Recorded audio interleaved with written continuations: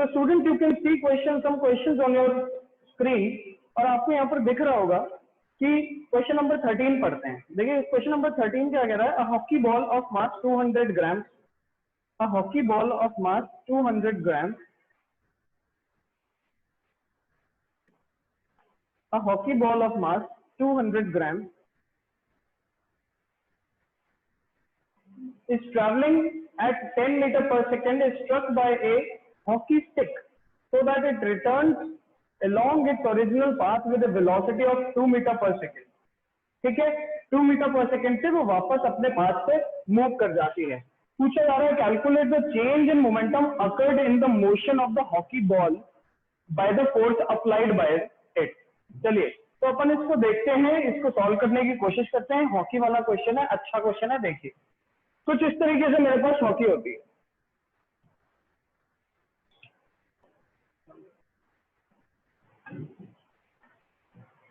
कुछ इस तरीके से मेरे पास हॉकी होती है, कुछ इस तरीके से। See this is a hockey stick.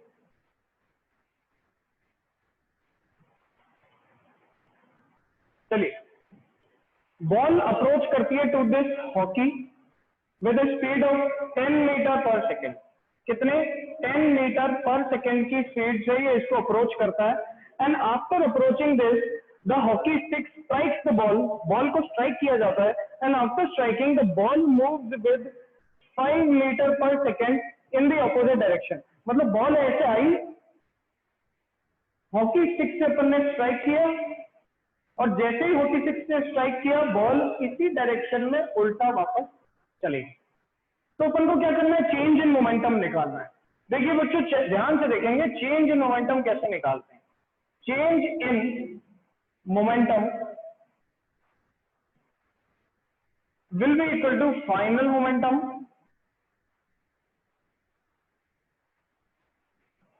Minus initial momentum. Final momentum minus initial momentum. चलिए तो सबसे पहले let us calculate the final momentum. कितना फाइनल मोमेंटम यहाँ पर निकल के आता है। फाइनल मोमेंटम देखिए, if this direction is positive taken as positive then the opposite direction will be negative. तो अपन फाइनल मोमेंटम निकालेंगे तो देखिए ध्यान से, final will be equal to mass into velocity. Mass was 200 divided by 1000, क्योंकि देखो क्वेश्चन में 200 ग्राम्स दे रखा था। मल्टीप्लाई कैसे करेंगे, वेलोसिटी से करेंगे। मल्टीप्लाई वेलोसिटी तो -5 यहाँ पर पुट कर दिया। -5 पुट करने का रीजन बेटा यहाँ पर इसलिए है बिकॉज बॉल पहले ऐसे आई, आफ्टर स्ट्राइकिंग बॉल उल्टा चली गई, तो यहाँ पर -5 लिख दिया। 2 0 से 2 0 कैंसिल हो गए, ये 2 से ये 5 टाइम्स गया, और ये यहाँ से आया answer -1 kilogram metre per second. ठीक है, इसी तरीके से अपन क्वेश्चन को आगे सॉल्व करते हैं। अब निकालेंगे इनिशियल मोमेंटम। इनिशियल मोमेंटम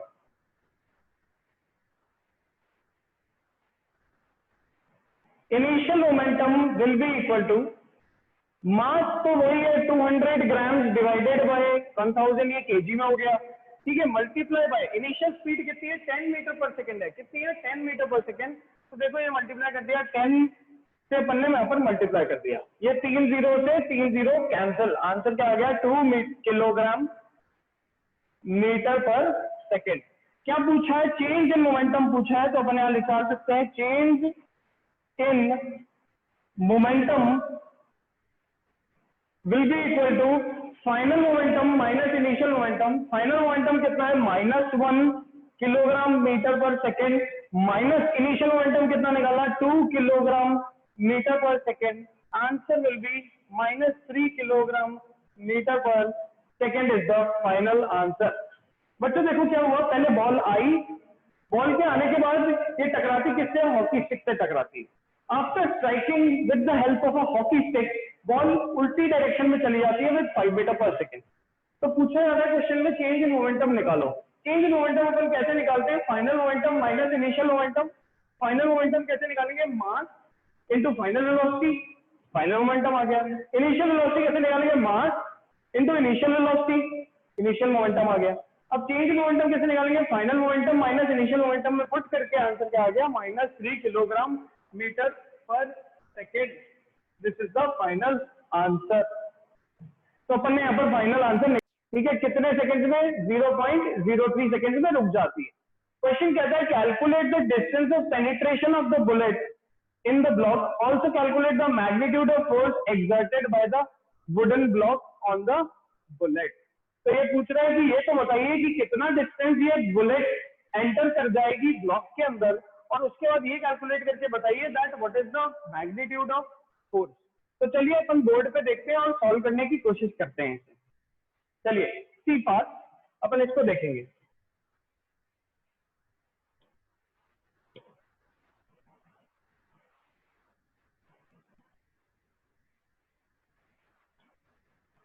सी पार्ट बेटा, very good question, very easy question. एक वुडन ब्लॉक है मेरे पास, this is the wooden block. Now जब ये गोली इस वुडन ब्लॉक को ऐसे स्ट्राइक करती है तो ये थोड़ा सा इसको पेनिट्रेट कर जाती है अंदर। आप खुद सोचो, जब मैं एक वुडन ब्लॉक पे ऐसे फायर करूंगा तो फायर करते ही जो वुडन ब्लॉक है उसके अंदर गोली आके ऐसे धंस जाएगी अंदर, ठीक है, जो गोली है वो उसको स्ट्राइक करेगी और ऐसे अंदर धंस जाएगी, अंदर की तरफ एम्बेड हो जाएगी। ये जो एम्बेडमेंट का जो डिस्टेंस है, एस डिस्टेंस, ये डिस्टेंस अपन को कैलकुलेट करने को बोला जा रहा है। साथ ही साथ अपन को ये पूछा जा रहा है that if the time is 0.03 second, ठीक है, and the mass is 10 gram and the initial velocity is 150 metre per second. तो अपन को पहली बात तो इससे पूछ ली कि डिस्टेंस बता दो, और दूसरी बात इससे पूछ ली फोर्स बता दो। तो अगर क्वेश्चन सबको यहां तक समझ में आया है तो एक बार हैंड रेज करके बताइए इस क्वेश्चन क्या कहता है। अब अपन ये देखेंगे कि कैसे अपन ये डिस्टेंस ट्रैवल निकालेंगे और कैसे अपन फोर्स निकालेंगे। तो सबसे पहले देखिए फोर्स क्या होगा। फोर्स क्या होता है? मास into final velocity minus initial velocity divided by time, यही था फोर्स। तो मास कितना है देखिए ध्यान से, 10 ग्राम्स है। ग्राम को अपन को किस में कन्वर्ट करना पड़ेगा? किलोग्राम्स में। तो ये बन जाएगा 10 डिवाइडेड बाय, नीचे क्या आ जाएगा? 1000। क्या आ जाएगा? 1000। ये मास आ गया किलोग्राम्स के अंदर। अब अपन करेंगे फाइनल वेलोसिटी। फाइनल वेलोसिटी कितनी है? 0 है, माइनस इनिशियल वेलोसिटी कितनी है? 150 मीटर पर सेकेंड। तो यहाँ पर अपन लिख देंगे 150 मीटर पर सेकेंड, और डिवाइड बाय किससे कर देंगे? टाइम से, जो कि क्वेश्चन में दे रखा है 0.03। यहाँ पर लिख देंगे 0.03, और ये मेरे पास क्या आ गया? सोल्यूशन आ गया किसका? फोर्स निकालने का। तो आई होप बात अपन को यहां तक समझ में आती है।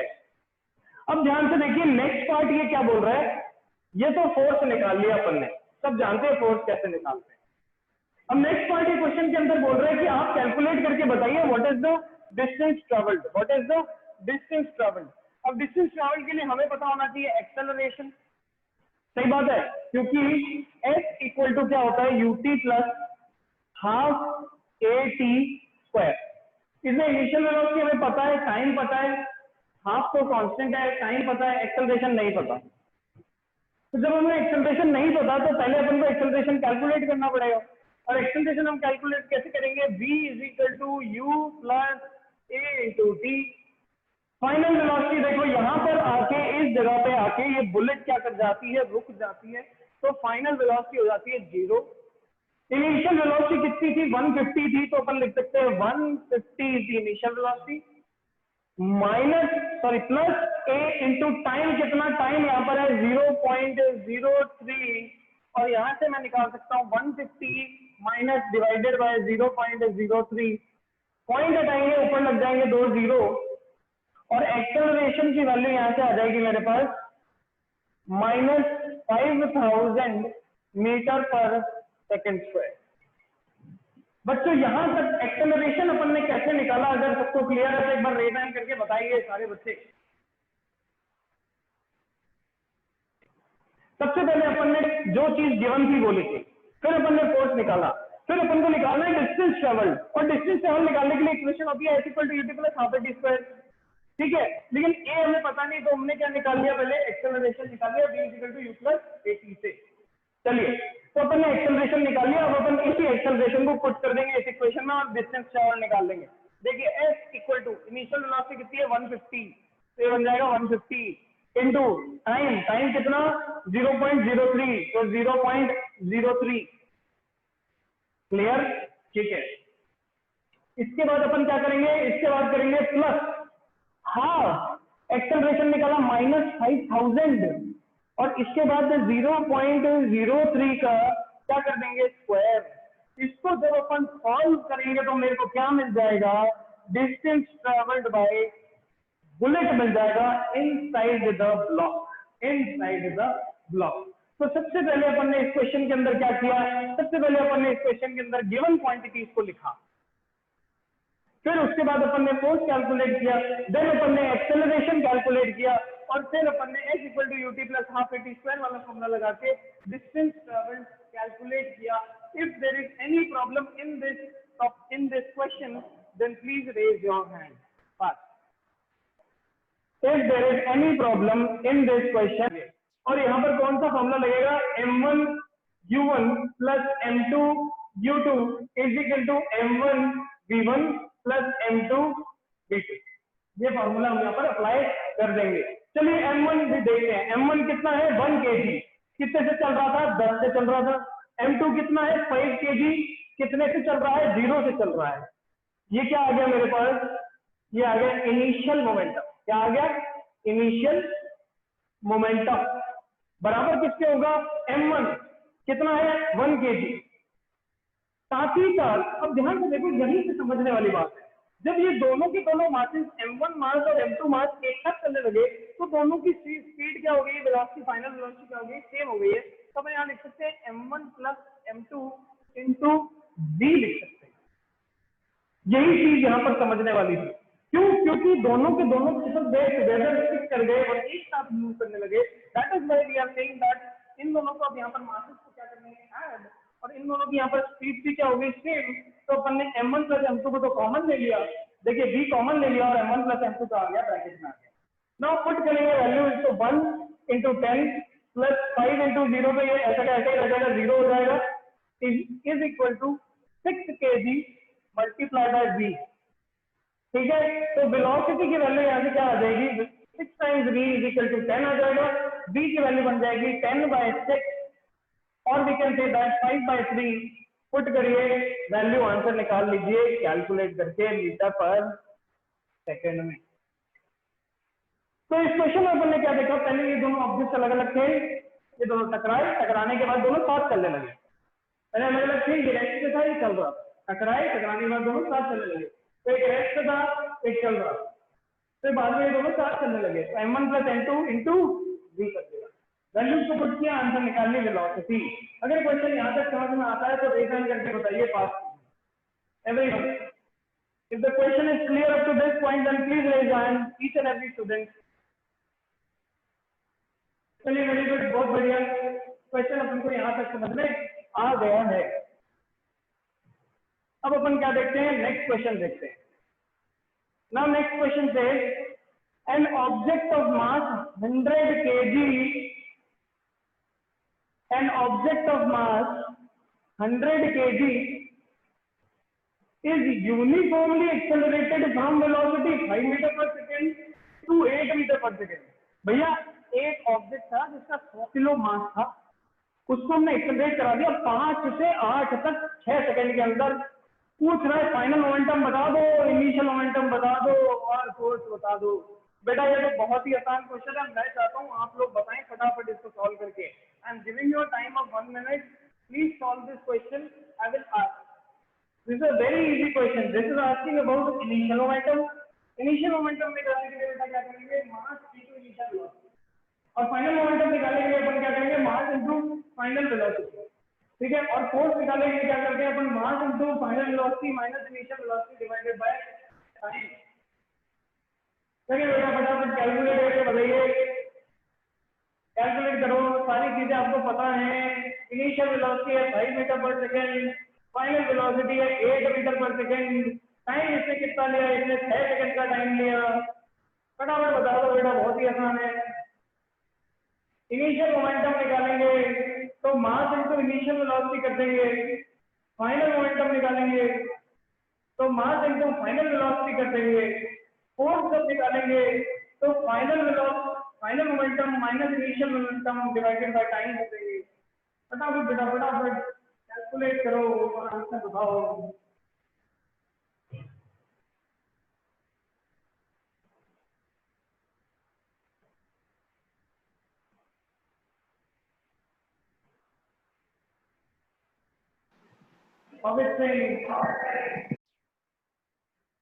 बहुत बढ़िया बहुत बढ़िया, fast. I want every hand to be raised in the class. Very good बहुत बढ़िया।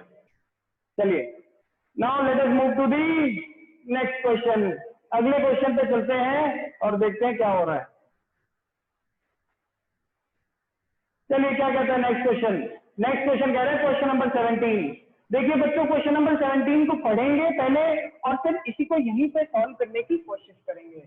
मैं मानता हूँ सारे के सारे बच्चे क्लास के अंदर इसको सॉल्व कर सकते हैं। चलिए नाउ क्वेश्चन नंबर 17 क्या कहता है। Question number 17 says that Akshar, Kiran and Rahul were riding in a motor car. ये तीन बच्चे थे, अक्षर था, एक किरण था और एक राहुल। ये तीनों के तीनों एक मोटर कार में चल रहे।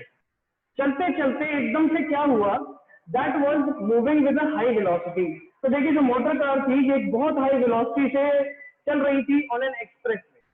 एकदम से एक इंसेक्ट आता है और विंडशील्ड से टकरा जाता है। किससे? विंडशील्ड से टकरा जाता है आते ही। तो अक्षर और किरण क्या करते हैं, आर्ग्यूमेंट करने लगते हैं कि एक्चुअल में हुआ क्या। बच्चों ध्यान से सुनना है सारी बात। होता क्या है कि ये तीनों बच्चे गाड़ी के अंदर चल रहे थे और गाड़ी बहुत तेज मूव कर रही थी। बहुत तेज मूव करते रहे, एकदम से एक इंसेक्ट आया और विंडशील्ड से टकरा गया। आपने देखा होगा जब अपन गाड़ियों में चलते हैं और एकदम से इंसेक्ट आके विंडशील्ड से टकरा जाए तो अपन देख पाते हैं that windshield that insect get stick with the windshield और वो एकदम पिचक से जाता है, मर जाता है। ठीक है, और चिपक जाता है विंडशील्ड। तो एक्चुअल में हुआ क्या, तो किरण ने भी अपना एक्सप्लेनेशन दिया और अक्षर ने भी अपना एक्सप्लेनेशन दिया। उसके बाद अपन को ये बताना है कि किसका एक्सप्लेनेशन सही है और किसका एक्सप्लेनेशन गलत है। चलिए अपन सॉल्व करते हैं। तो इसके अंदर अक्षर और किरण अपना एक्सप्लेनेशन क्या देते हैं। किरण बोलती है that the insect suffered a great change in momentum as compared to the change in momentum of motor car। ठीक है, जब दोनों के बीच में कोलिजन होता है, किस किस के बीच में, इंसेक्ट के बीच में एंड मोटर कार के बीच में, इंसेक्ट एंड मोटर कार के बीच में, मैं हूँ इंसेक्ट एंड मोटर कार के बीच में जब कोलिजन होता है, कोलिजन होते ही जो इंसेक्ट है वो चिपक जाता है किससे, इंसेक्ट चिपक जाता है विंडशील्ड से। विंडशील्ड से चिपकने के बाद किरण बोलती है that the momentum change for insect is larger than the momentum change of car. ठीक है, और अक्षर बोलता है that since the motor car were moving with greater velocity so it exerted a large force on the insect. दो बातें यहाँ पर कही गई, एक किरण ने बोला एक अक्षर ने बोला। किरण ने बोला कि इंसेक्ट का जो मोमेंटम चेंज था वो बहुत ज्यादा था इसलिए उससे फोर्स ज्यादा लगा। अक्षर कहता है कि नहीं, गाड़ी तेज चल रही थी इसलिए फोर्स ज्यादा लगा। And as a result the insect died. Rahul, while putting an entirely new explanation, said that both the motor car and insect experienced the same force as the momentum change in their, and as the change in momentum is same for both। चलिए तो अपन अब check करके देखते हैं कि क्या ये बात दोनों की सही है कि गलत है। चलिए लेट अस सी, ध्यान से देखेंगे, समझेंगे, समझने के बाद अपन आज की क्लास को कर देंगे खत्म। And tomorrow will do all the miscellaneous questions and will do the revision of this chapter. ठीक, होता क्या है ध्यान से देखो, ये मेरी गाड़ी थी, दिस वॉज द कार। ठीक है, इस गाड़ी में तीन बच्चे थे, इधर अक्षर बैठा है, इधर पीछे राहुल भी है और किरण भी है। ठीक है, तीनों बच्चे हैं। एकदम से एक इंसेक्ट आता है और आके इससे विंडशील्ड से टकरा जाता है और टकराते ही चिपक के मर जाता है। ठीक है, द इंसेक्ट डाइड। तो अक्षर बोलता है गाड़ी बहुत तेज चल रही थी इस वजह से ज्यादा फोर्स लगा। गाड़ी क्या चल रही थी, बहुत तेज चल रही थी, इस वजह से ज्यादा फोर्स लग गया। क्लियर? ये बात किसने बोली, अक्षर ने बोली। बट किरण क्या बोलती है, किरण बोलती है नहीं ऐसा नहीं हुआ।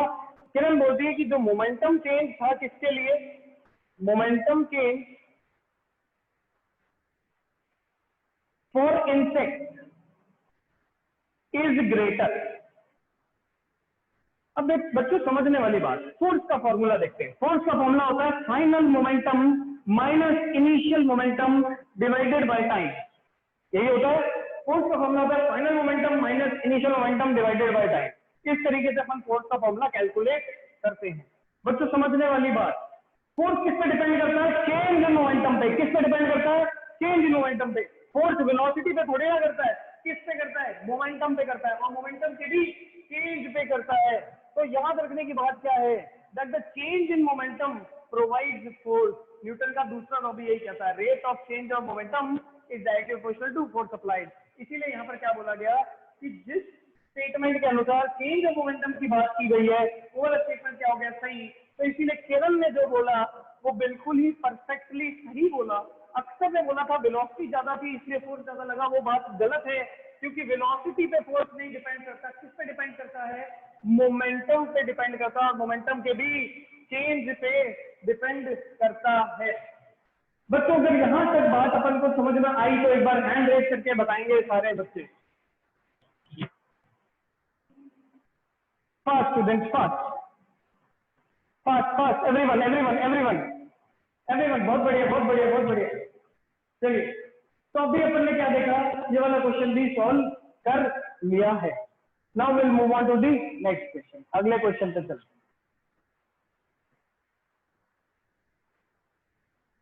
लास्ट क्वेश्चन देखेंगे, लास्ट क्वेश्चन आज की क्लास का। How much momentum will be a dumbbell will a dumbbell of mass 10 kg transfer to the floor as it falls from a height of 80 centimeter?